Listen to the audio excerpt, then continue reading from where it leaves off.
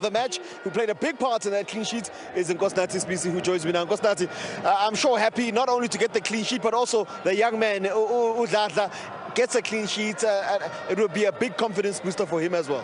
Yeah, no, ngiyabonga kakhulu but credit to him, for stepping up at such a big stage, for him to keep a clean sheet. It's massive. It would be good for his confidence going into the next game. We've been seeing a lot of youngsters are coming up in our team, and they're all proving that they deserve to be here. So kudos to him and kudos to the team. Of course, a match like this, it's never easy to play when you essentially not playing for much. You already secured second place. Mentally, how challenging has that been for a team just to keep yourselves going to finish the season strong? No, at Pirates, you're always playing for something. We're representing the badge. You see these people, they're always coming out their numbers to support us, so we're always playing for something.